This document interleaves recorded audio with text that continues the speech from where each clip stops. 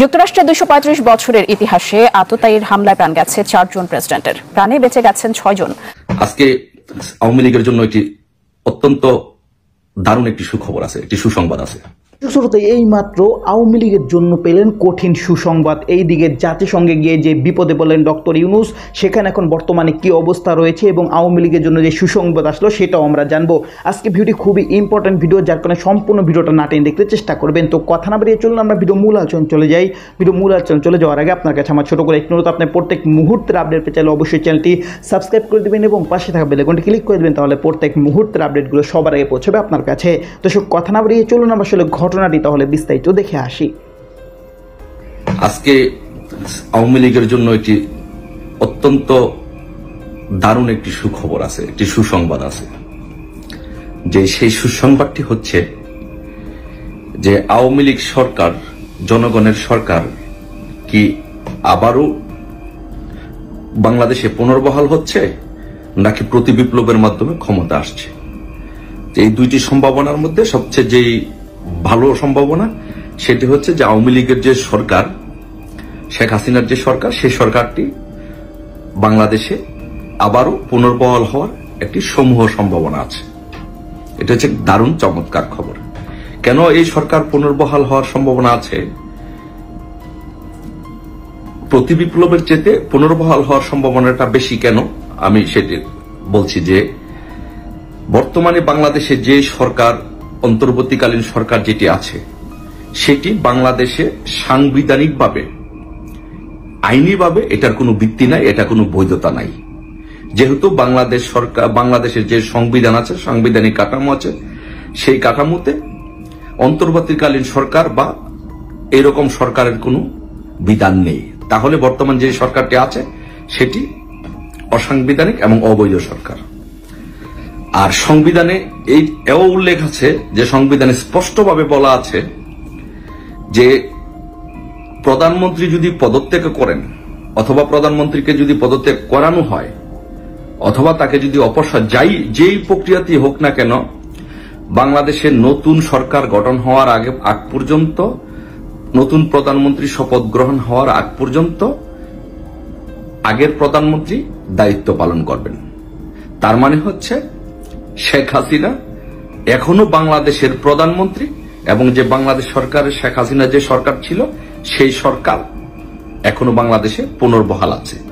এখন এটি হচ্ছে আইনি ভিত্তি, সাংবিধানিক ভিত্তি, বা এটিকে বাস্তবে রূপ দেওয়ার ক্ষেত্রে এটা কিভাবে সম্ভব হতে পারে, কেন হবে, এটা নিয়ে আসুন আমরা বিশ্লেষণ করি।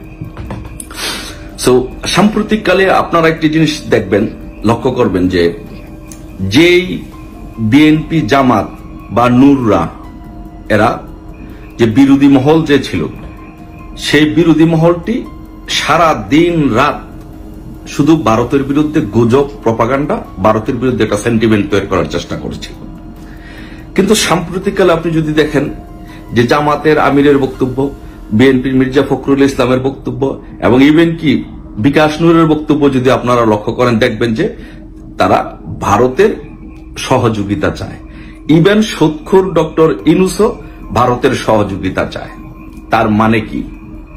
তার মানে হচ্ছে এই যে ঘটনাটা, আমি পুরাটা বিশ্লেষণ না করলে আপনারা হয়তো ক্লিয়ার হইতে পারবেন না, যে বেসিক্যালি যুক্তরাষ্ট্র ডক্টর ইউনূসকে, শেখ হাসিনাকে হটিয়ে ডক্টর ইউনূসকে বসানোর জন্য যে পুরো মেকানিজমটা করেছিল এবং তার যে ভবিষ্যৎ পরিকল্পনা, সেই পরিকল্পনাটা বাস্তবায়নের জন্য যে অ্যাডভাইসগুলো ডক্টর ইউনূসকে দিচ্ছিল বা বিএনপিকে সহযোগিতা করছিল, এখন যুক্তরাষ্ট্র দেখতেছেন যে মার্কিন যুক্তরাষ্ট্র ক্লিয়ারলি এটা ধারণা পাচ্ছেন যে ডক্টর ইউনূস সেটা, তাদের যে পরিকল্পনা সেটা বাস্তবায়ন করতে পারবেন না। এবং বিএনপি, জামাত এবং যারা বিরোধী মহল আছে, নুররা সহ, তারা চীনপন্থী হয়ে যাচ্ছে। চীনের সাথে ভালো সম্পর্ক করার চেষ্টা করছে, পাকিস্তানের সাথে অলরেডি তাদের সম্পর্ক ডেভেলপ করে ফেলেছে, আগে থেকেই ছিল।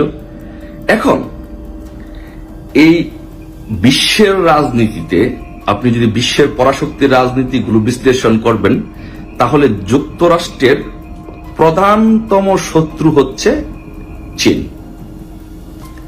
চীন অলরেডি ডিক্লেয়ার দিয়েছে যে তারা বিশ্বের নাম্বার 1 পরাশক্তি, যার কারণে রাশিয়ার চাইতেও চীনকে যুক্তরাষ্ট্র বেশি ভয় পায়। তো যখন বিএনপি, জামাত এবং নুররা যখন চীনের দিকে ঝুঁকে পড়ছে, তখন মার্কিন যুক্তরাষ্ট্রের কলিজাতে পানি ধরে গেছে, তাদের কাঁপুনি শুরু হয়ে গেছে যে তাহলে আমরা যেই কাজটি আওয়ামী লীগ করেনি আমাদের বিপক্ষে গিয়ে, যে কাজটি শেখ হাসিনা সরকার আমাদের বিপক্ষে গিয়ে করেনি, তাহলে সেই কাজটি বিএনপি, জামাত ক্ষমতায় আসলে বা ইউনূসরা এই কাজটি করবে। তাহলে আমাদের এই শেখ হাসিনাকে পরাজিত করার যে যুক্তিগুলো ছিল এর চেয়ে আমাদের হিতে বিপরীত হবে, আমাদের আরো ক্ষতির সম্মুখীন হওয়ার সম্ভাবনা বেশি আছে। যার কারণে এখন মার্কিন যুক্তরাষ্ট্র যে আগে ইন্ডিয়ার চোখে বাংলাদেশকে দেখার চেষ্টা করত, সো যুক্তরাষ্ট্র চেয়েছিল ইন্ডিয়াকে বাইপাস করে বাংলাদেশে তাদের সরাসরি প্রতিনিধি নিয়োগ করার জন্য। সেই জন্য ডক্টর ইউনূসকে তারা বাংলাদেশে সরাসরি প্রতিনিধি করার চেষ্টা করেছিল এবং বিএনপি, জামাতের সাথে তাদের একটা ভালো সখ্যতা ছিল। কিন্তু এখন তাদের এই আচরণে, তো দর্শক আপনারা এই ভিডিও দেখলেন, ভিডিও দেখে যদি আপনার কোনো মন্তব্য থাকে তাহলে অবশ্যই কমেন্ট বক্সে আপনার মূল্যবান মন্তব্য জানিয়ে দিবেন। দর্শক এখন আমরা পরবর্তী আরেকটি ভিডিও দেখবো, যেটা দ্বারা আমরা আরও কিছু তথ্য আমরা জানতে পারবো। দর্শক চলুন আমরা সেই ভিডিওটি বিস্তারিত দেখে আসি। যুক্তরাষ্ট্রের 235 বছরের ইতিহাসে আততায়ীর হামলায় প্রাণ গেছে 4 জন প্রেসিডেন্টের। প্রাণে বেঁচে গেছেন 6 জন, আর সাবেক প্রেসিডেন্ট ফের নির্বাচনী লড়াইয়ে নেমে হত্যা চেষ্টার শিকার হন 2 জন। যুক্তরাষ্ট্রের রাজনৈতিক হত্যাকাণ্ড নতুন কিছু নয়। 200 বছরে আততায়ীর গুলিতে প্রাণ গেছে 4 জন প্রেসিডেন্টের। 1865 সালে থিয়েটারে নাটক দেখার সময় প্রেসিডেন্ট আব্রাহাম লিঙ্কনকে গুলি করে হত্যা করে আততায়ী। যদিও দেশটির গৃহযুদ্ধ থামাতে ব্যাপক ভূমিকা রাখেন লিঙ্কন। 1881 সালে একই পরিণতির শিকার হন আরেক প্রেসিডেন্ট জেমস গারফিল্ড। 1901 সালে আততায়ীর গুলিতে প্রাণ যায় প্রেসিডেন্ট উইলিয়াম ম্যাকিনলির। আর 1963 সালে যুক্তরাষ্ট্রের অল টাইম ফেভারিট রাষ্ট্রপ্রধান জন এফ কেনেডিও হত্যাকাণ্ডের শিকার হন। হুডখোলা গাড়িতে অভিবাদন নেওয়ার সময় গুলি করা হয় তাকে। তবে কপাল জোরে বেঁচে যান অন্য 6 প্রেসিডেন্ট। 1835 সালে অ্যান্ড্রু জ্যাকসনকে গুলি করে হত্যার চেষ্টা করে এক বন্দুকধারী, কিন্তু নিশানা ভুল হওয়ায় বেঁচে যান তিনি। উল্টো বেত দিয়ে হামলাকারীকে পেটান জ্যাকসন। 1950 সালে প্রেসিডেন্ট হ্যারি ট্রুম্যানকে খুন করার চেষ্টা করে পুয়ের্তো রিকোর এক বাসিন্দা, তবে তা ব্যর্থ হয়। 1975 সালে প্রেসিডেন্ট জেরাল্ড ফোর্ডকে 2 বার হত্যার চেষ্টা করলেও একবারও সফল হননি আততায়ী। 1981 সালে প্রেসিডেন্ট রোনাল্ড রেগানের দিকে ছোড়া হয় 6টি গুলি। গুরুতর আহত হয়ে দীর্ঘদিন চিকিৎসাধীন ছিলেন তিনি। 2005 সালে জর্জিয়ায় তৎকালীন প্রেসিডেন্ট জর্জ ডব্লিউ বুশের দিকে গ্রেনেড ছুড়ে মারে আরেক আততায়ী, কিন্তু বিস্ফোরণ না হওয়ায় প্রাণে বেঁচে যান তিনি। আর 2011 সালে প্রেসিডেন্ট ওবামাকে হত্যা করতে হোয়াইট হাউসে গুলি ছোড়ে আইডাহোর এক বাসিন্দা। ফের প্রেসিডেন্ট হওয়ার লড়াইয়ের সময় প্রাণঘাতী হামলার শিকার হন 2 সাবেক প্রেসিডেন্ট। 1912 সালে নির্বাচনী প্রচারণায় থিওডর রুজভেল্টের দিকে গুলি ছোড়ে আততায়ীরা। 4 বছর পর ছুরি দিয়ে হত্যার চেষ্টা করা হয় তাকে। সর্বশেষ এই হামলার শিকার হলেন ডোনাল্ড। তো দর্শক আপনারা সম্পূর্ণ ভিডিও দেখলেন। এই সম্পূর্ণ ভিডিও দেখে যদি আপনার কোনো মন্তব্য থাকে তাহলে অবশ্যই কমেন্ট বক্সে আপনার মূল্যবান মন্তব্য জানিয়ে দেবেন। দর্শক কথা বলতে বলতে আমরা ভিডিও শেষ পর্যন্ত চলে এসেছি। ভিডিও শেষ করার আপনার কাছে আবারও অনুরোধ করছি, আপনার প্রত্যেক মুহূর্তের আপডেট পেতে চাইলে অবশ্যই চ্যানেলটি সাবস্ক্রাইব করে দেবেন এবং পাশে থাকা বেল আইকনটি ক্লিক করে দেবেন, তাহলে প্রত্যেক মুহূর্তের আপডেটগুলো সবার আগে পৌঁছবে আপনার কাছে। দর্শক বিশেষ করে সবাই ভালো থাকবেন, সুস্থ থাকবেন। আল্লাহ হাফেজ।